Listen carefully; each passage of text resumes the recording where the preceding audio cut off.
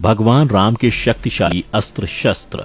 आपने देखा होगा कि वाल्मीकि रामायण में किस तरह भगवान श्री राम के पराक्रम का वर्णन किया गया है, लेकिन क्या आपने कभी सोचा है कि आखिर उनके पास ऐसे कौन से ताकतवर अस्त्र थे जो उनको हर एक युद्ध जीतने में मदद करते थे। प्रभु श्री राम के सबसे पहले शक्तिशाली अस्त्र के बारे में बात करें तो उसका नाम है वज्रास्त्र। इस अस्त्र के आगे अच्छे अच्छे असुर भी नहीं टिक पाते थे। इंद्र की शक्तियों से बना यह अस्त्र कोई साधारण अस्त्र नहीं था। इसकी रफ्तार बहुत तेज थी। आपको जानकर हैरानी होगी, भगवान राम ने इसका इस्तेमाल सबसे पहले ताड़का का वध करने के लिए किया था। बता दें, ताड़का को ब्रह्मा जी ने 100 हाथियों का बल वरदान दिया था। सोचकर देखिए ताड़का कितनी शक्तिशाली होगी। किसी आम योद्धा का उसको हरा पाना एक सपने के बराबर होगा। वहीं दूसरे जिस अस्त्र के बारे में हम आपको बताने जा रहे हैं उसका सीधा संबंध रावण के वध से है। उस अस्त्र का नाम है अग्नि अस्त्र।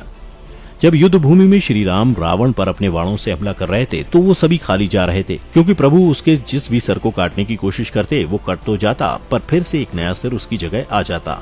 इस माया से राम जी इतना तो समझ गए कि रावण का वध इन साधारण अस्त्रों से नहीं होगा। तभी रावण के भाई विभीषण ने अपने भाई के साथ विश्वासघात कर प्रभु की तरफ वफादारी दिखाते हुए उन्हें रावण की नाभि में छिपे अमृत के बारे में बता दिया। इसके बाद प्रभु राम ने रावण की नाभि पर इसी अग्नि अस्त्र से वार किया, जिससे रावण की नाभि का अमृत भस्म हो गया और महाअधर्मी और राक्षस रूपी रावण का वध हो गया। वहीं राम जी के अगले अस्त्र की बात करें तो लिस्ट में वैष्णव अस्त्र का नाम आता है। दोस्तों, आपको बता दें कि इस अस्त्र की उत्पत्ति तब हुई जब श्री राम माता सीता के स्वयंवर में गए थे और वहां आए एक भी राजकुमार भगवान शिव के उस धनुष को तोड़ नहीं पा रहे थे। यह तो आप जानते ही हैं, तब किसी और ने नहीं बल्कि श्री राम ने उस धनुष की प्रत्यंचा चढ़ाकर माता सीता को संगिनी बनाया था। लेकिन ऐसा करने के साथ ही जाने अनजाने श्री राम ने किसी के अहंकार को भी ठेस पहुंचा दी थी। वो कोई और नहीं बल्कि परशुराम जी थे। धनुष के टूटते ही परशुराम जी श्री राम के सामने युद्ध करने के लिए आकर खड़े हो गए, परंतु राम जी के मीठे वचन सुनकर उनका क्रोध शांत हो गया। इसके साथ ही उनको ये भी पता चल गया कि श्री राम ही विष्णु जी के अवतार हैं। तब परशुराम ने उनको अपना विष्णु धनुष दिया और कहा, अगर तुम इसमें एक दिव्य अस्त्र का संधान करोगे तो मैं संतुष्टि के साथ वापस लौट जाऊंगा। तब श्री राम ने उस धनुष पर वैष्णवास्त्र का संधान किया, जिसके बाद श्री राम ने कहा कि यह अस्त्र कभी भी विफल नहीं जाता, इसलिए मैं इसको किस दिशा में चलाऊं। तब परशुराम कहते हैं, उसे पूर्व दिशा की ओर चलाओ, ताकि यह मेरे क्रोध और अहंकार को शांत करने में मदद करेगा। इसके बाद लिस्ट में नाम आता है राम जी के अस्त्र मानवास्त्र का।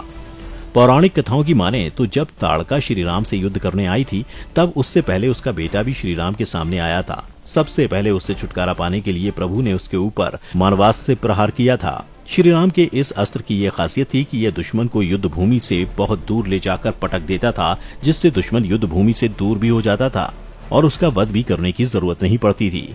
अब भगवान राम के उस अस्त्र की बात करते हैं जो सबसे श्रेष्ठ लिस्ट में आता है। वो कोई और नहीं बल्कि ब्रह्मास्त्र है। ब्रह्मास्त्र को श्री राम का सबसे मुख्य अस्त्र माना जाता है। उन्होंने अपने जीवन काल में इस अस्त्र का इस्तेमाल कई बार किया है। बता दें, जब श्री राम 14 साल के वनवास पर थे तब इंद्रदेव के बेटे जयंत ने कौआ बन माता सीता के पैरों को घायल कर दिया था। तब श्री राम ने एक घास के तिनके को ब्रह्मास्त्र में बदल दिया और कौए पर चला दिया। फिर क्या होना था, ब्रह्मास्त्र ने जयंत का पीछा पूरे लोक में किया। फिर अंत में आकर जब इंद्र ने अपने बेटे की तरफ से माफी मांगी तब श्री राम ने कहा कि ब्रह्मास्त्र कभी विफल नहीं होता। अंत में जब कोई उपाय नहीं निकला तब उस अस्त्र को कौए की आंख की ओर मोड़ दिया गया। इसके अलावा प्रभु ने रावण से युद्ध के दौरान उसके भाइयों खर और दूषण और उनके 14,000 सैनिकों पर इसका प्रयोग किया था। अब बात करते हैं श्री राम के अस्त्र पाशुपतास्त्र की। यह बहुत ही अद्भुत अस्त्र था। यह रामायण और महाभारत दोनों ही काल में देखने को मिला था, लेकिन रामायण काल में पाशुपतास्त्र ज्यादा अद्भुत और शक्तिशाली था। श्री राम को इस अस्त्र का ज्ञान महर्षि विश्वामित्र से मिला था। इस अस्त्र की खास बात यह थी कि जब भी इसका आह्वान किया जाता यह अलग अलग रूप में सामने आता था और अपने साथ विचित्र 3 आत्माएं और दैत्यों को भी साथ लाता था।